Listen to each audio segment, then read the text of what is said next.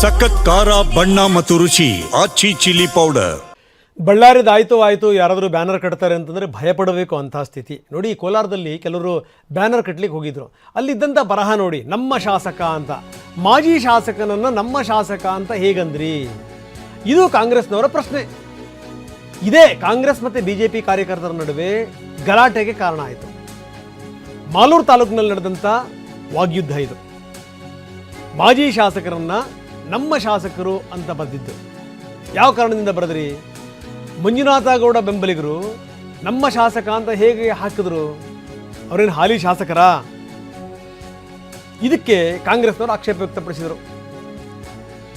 ನಂಜೇಗೌಡರು ಇಲ್ಲಿನ ಶಾಸಕರು, supreme court ತನಕ ಕೇಸ್ ಹೋಗಿ ಅದಾದ ಮೇಲೆ ಮತ್ತೆ ಕೌಂಟಿಂಗ್ ಆಗಿ ನಂಜೇಗೌಡರೇ ಶಾಸಕರು ಅಂತ ಆದಮೇಲೂ ಕೂಡ ನಮ್ಮ ಶಾಸಕ ಅಂತ ಹಾಕ್ತಿರಲ್ಲ, ಇದು ಸರಿನಾ ಅನ್ನೋದು ಕಾಂಗ್ರೆಸ್ನವರ ಪ್ರಶ್ನೆ. ನೋಡಿ, ಇದು ಇಷ್ಟೆಲ್ಲ ಆಗಾದಮೇಲೆ ಈ ಬ್ಯಾನರ್ನ ತೆಗೆಸುವಂಥ ಪ್ರಯತ್ನಗಳು ಕೂಡ ಆಯಿತು. ಪ್ರಶ್ನೆ ಬೇರೆ.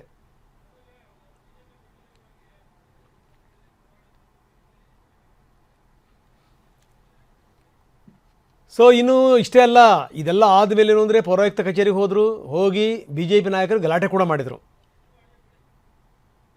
ಅದು ಸರಿಯಾಗಿ ಆಗ್ತಿಲ್ಲ, ಅದಕ್ಕೆ ನೀವು ಬಿಚ್ಚಿ ಮತ್ತೆ ಅದರಿಂದ ಮುಂದೆ ಸಮಸ್ಯೆ ಆಗ್ಬೋದು ಅಂತ ಹೇಳಿ ಇವಾಗ ಅಲ್ಲ ಏನ್ ಸರಿಯಾಗಿಲ್ಲ ಅಂತ ಅದೇನು ಮಾತಾಡ್ಬೇಡ.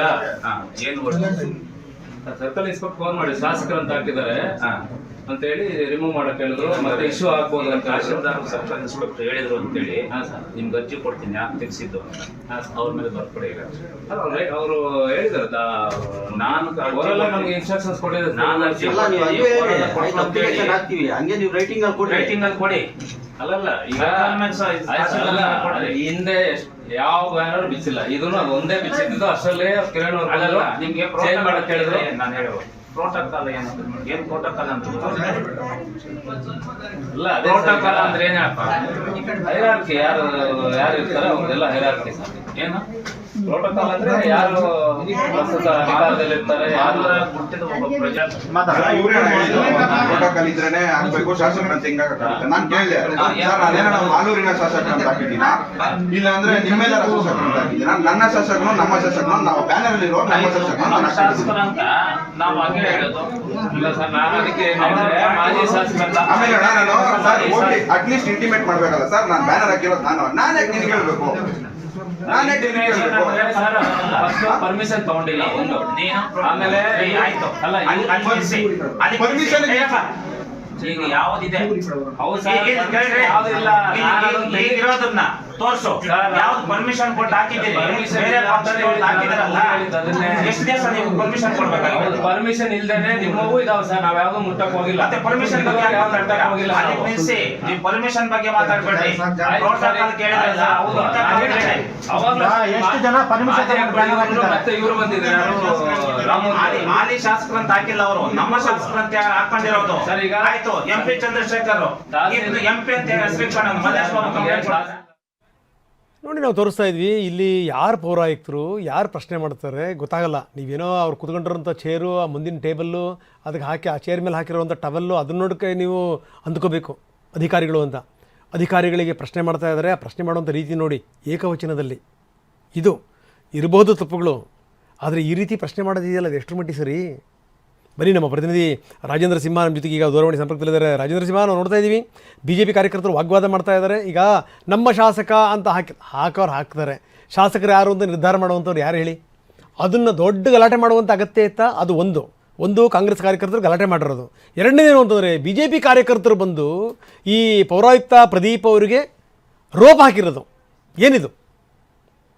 ಖಂಡಿತ ರಂಗನಾಥ್, ಈ ಎರಡೂ ವಿಚಾರಗಳು ಸದ್ಯ ಸಾಮಾಜಿಕ ಜಾಲತಾಣಗಳಲ್ಲಿ ಸಾಕಷ್ಟು ಸದ್ದು ಮಾಡ್ತಾ ಇರುವಂಥದ್ದು. ಮಾಜಿ ಶಾಸಕ ಮಂಜುನಾಥ್ ಗೌಡರ ಹುಟ್ಟುಹಬ್ಬದ ಪ್ರಯುಕ್ತ ಹಾಕಿದಂತ ಅದೊಂದು ಬ್ಯಾನರ್ ಏನಿತ್ತು, ಅದು ಇಷ್ಟೆಲ್ಲ ವಿವಾದಕ್ಕೆ ಕಾರಣ ಆಗಿರುವಂಥದ್ದು. ನಮ್ಮ ಶಾಸಕರು ಅಂತ ಹೇಳಿ ಅವರ ಒಂದು ಬ್ಯಾನರ್ ಅನ್ನ ಹಾಕಿದ್ರು. ಅಂದ್ರೆ ಇದು ಕಾಂಗ್ರೆಸ್ ಕಾರ್ಯಕರ್ತರನ್ನ ಕೆರಳಿಸುವಂತೆ ಮಾಡಿದೆ. ಹಾಗಾಗಿ ಅವರು ಒಂದು ದೂರನ್ನ ಕೊಟ್ಟು ಆ ಒಂದು ಬ್ಯಾನರ್ ಅನ್ನ ತೆಗಿಬೇಕು ಅಂತ ಹೇಳಿ ನಗರಸಭೆಗೆ ಒಂದು ಮನವಿಯನ್ನ ಮಾಡ್ತಾರೆ. ಆ ಒಂದು ದೂರಿನ ಹಿನ್ನೆಲೆಯಲ್ಲಿ ನಗರಸಭೆ ಅಧಿಕಾರಿಗಳು ಆ ಒಂದು ವಿವಾದಿತ ಬ್ಯಾನರ್ ಏನಿತ್ತು ನಮ್ಮ ಶಾಸಕರು ಅಂತ ಹೇಳಿ ಆ ಬ್ಯಾನರ್ ಅನ್ನ ತೆಗಿತಾರೆ. ಅದಾದ ತೆಗೆದ ನಂತರದಲ್ಲಿ ಈ ಒಂದು ಬಿಜೆಪಿ ಕಾರ್ಯಕರ್ತರು ಅಂದ್ರೆ ಮಾಜಿ ಶಾಸಕ ಮಂಜುನಾಥ್ ಗೌಡರ ಬೆಂಬಲಿಗರು ಹೋಗಿ ನಗರಸಭೆಯಲ್ಲಿ ಈಗ ಅದನ್ನ ಪ್ರಶ್ನೆ ಮಾಡ್ತಾ ಇರುವಂತದ್ದು. ಅಂದ್ರೆ ಅದನ್ನ ಯಾಕೆ ತೆಗೆದ್ರಿ ಅಂತ ಹೇಳಿ. ಅಂದ್ರೆ ನಗರಸಭೆಯವರು ಕ್ಲಿಯರ್ ಕಟ್ ಆಗಿ ಹೇಳ್ತಾ ಇದಾರೆ ಅದಕ್ಕೆ ಯಾವುದೇ ಅನುಮತಿ ತೆಗೆದುಕೊಂಡಿರ್ಲಿಲ್ಲ, ಹಂಗಾಗಿ ಅದನ್ನ ತೆಗೆದಿದ್ವಿ. ಜೊತೆಗೆ ಅದು ಈಗಾಗಲೇ ಬಳ್ಳಾರಿಯಲ್ಲಿ ಆಗಿರೋ ಒಂದು ಇನ್ಸಿಡೆಂಟ್ ಏನಿದೆ ಆ ಹಿನ್ನೆಲೆಯಲ್ಲಿ ಮತ್ತೆ ಇಲ್ಲೂ ಕೂಡ ವಿವಾದ ಆಗತ್ತೆ ಅನ್ನೋ ಕಾರಣಕ್ಕೆ ಅದನ್ನ ತೆರವು ಮಾಡಿದೀವಿ ಅಂತ ಹೇಳಿ ಅವರು ಕ್ಲಿಯರ್ ಆಗಿ ಹೇಳ್ತಾ ಇದಾರೆ. ಅಂದ್ರೆ ಈ ಒಂದು ಅವ್ರು ಪ್ರಶ್ನೆ ಮಾಡುವಂತ ವಿಧಾನ ಇದೆಯಲ್ಲ ಅದು ಕೂಡ ಸಾಕಷ್ಟು